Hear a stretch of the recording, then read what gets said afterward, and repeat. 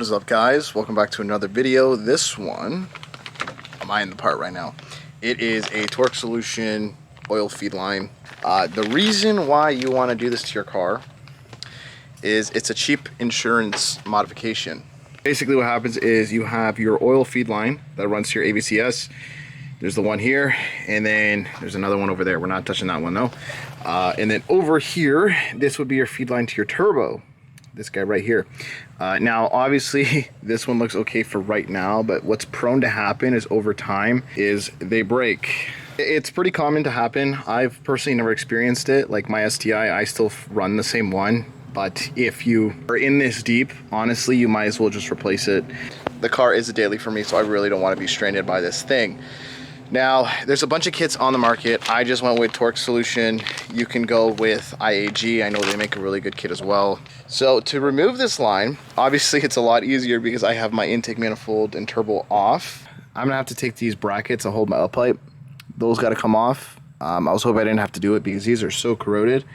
Gotta thank Canada for that they are not coming off, so I'm likely going to end up removing a stud when I pull this. Another thing to point out, that these banjo bolts, so the one right here, probably this one as well, the one on the driver's side behind the timing cover, right there and right there. I don't know if all of them have it. Sometimes some have it, some don't have it, but there's filters built into these banjo bolts. They are known to clog up and kill your engine. So we are going to go ahead and check those and confirm that we are not going to have that issue, because I don't want to do all this work and find out that a clogged banjo bolt destroyed my engine. It's something that is relatively easy to do. The one behind the timing cover is the one I'm not checking today. I will do that when I decide to do my timing belt. We'll see what happens, because I am planning on building a short block for this car.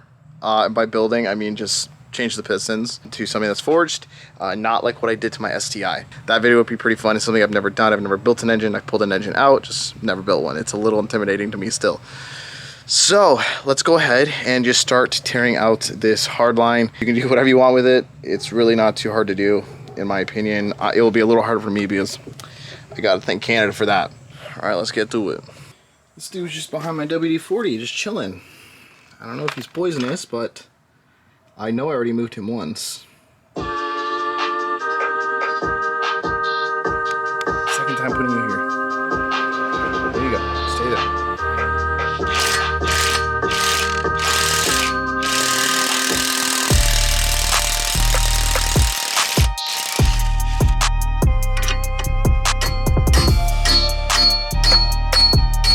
Time to pull the welder.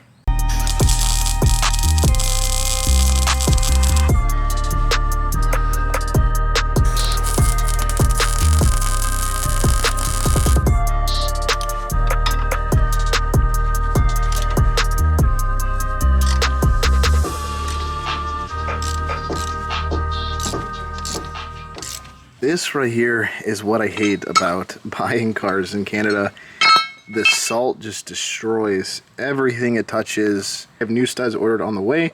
Hopefully tomorrow I get them, and then we can go ahead and throw the turbo in, but all of this is getting replaced, likely with some fresh powder coated stuff. Let's actually just get the tools out of the way and get this oil feed line out of there. It should be 2 17s, and that's probably a 10 right there. And I don't know if there's another one down there, but I'll figure it out soon enough. Let's pop them off.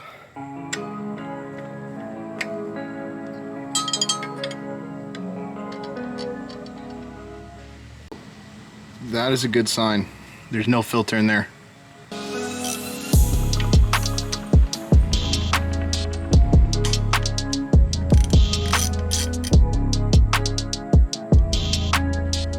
This one is good as well.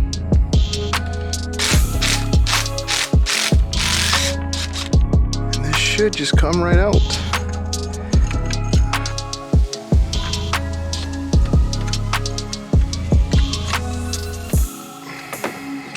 You just see how easy that breaks. It really doesn't take much. That's why these are prone to, being an issue. You can see it looked clean, but there was rust on there that we just could not see.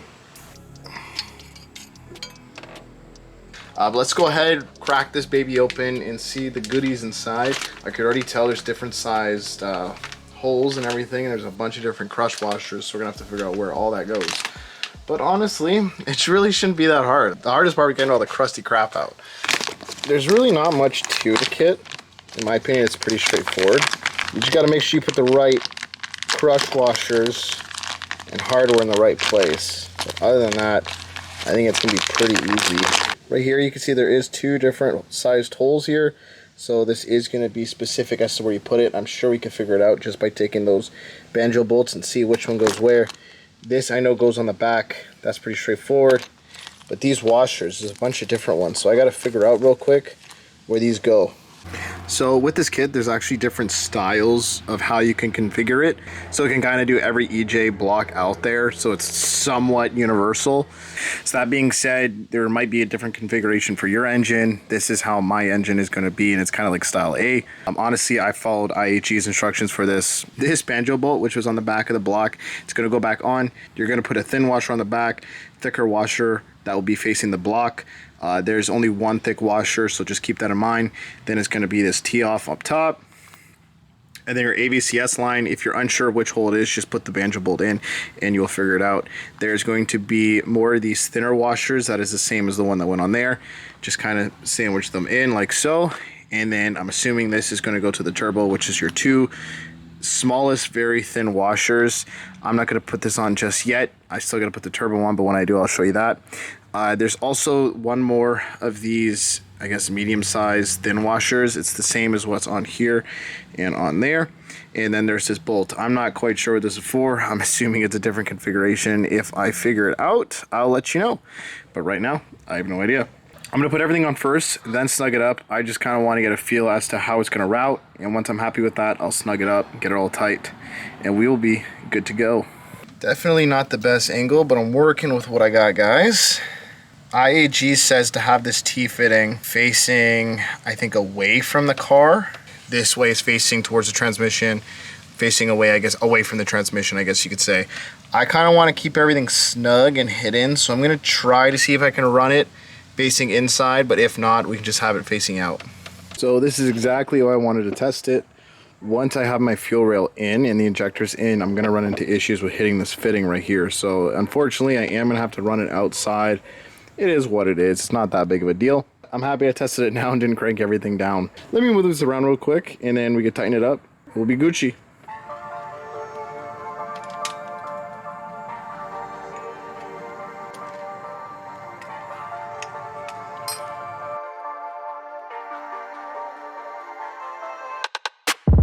This is gonna have to get rotated.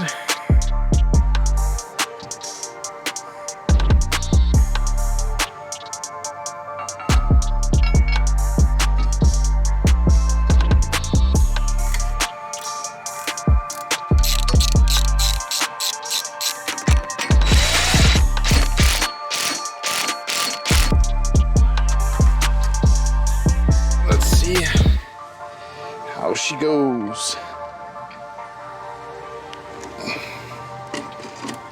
And that's it. I think she's in.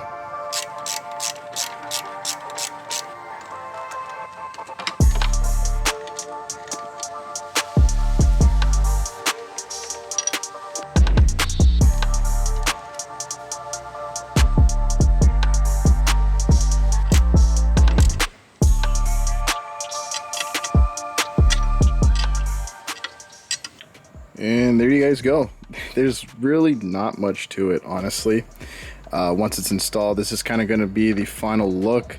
For a put together kit that you can just buy off the shelf and install, it's a great kit, but it is bothering me how long these lines are. I tried to route it a few ways. I tried to route it underneath the power steering line and then in behind this bracket right here that holds your ABS. But I found it was just a little tight, and I was afraid of any play in the engine would potentially put stress on the line and could potentially damage it, which would give me further issues down the road. So that being said, I'm gonna kind of leave it like this. If I decide I like a different configuration when I do the final install of the turbo, I will update you guys. But right now, I think this is kind of what it's looking like. Again, if I made the kit myself, which I'm sure I could have if I really looked into it and I got the proper tools, I would have done a nice short line that would just run right in, and then even here I would have done a shorter line that kind of just wrapped right in nice and tight. So that, guys, is how you install oil feed lines on your Subaru, on your turbo Subaru. This should cover pretty much most or all EJs. I'm still not entirely sure what this is for. If I figure it out, I'll put it in the description for you guys. I'm assuming it's just for a different model that would utilize it. Oh, there goes my crush washer. So I'm definitely going to put it to the side, hold it for a rainy day. You never know if you need something like this. So that's that, guys. If you guys enjoyed the video, please feel free to leave a like, comment, and subscribe. And take it easy.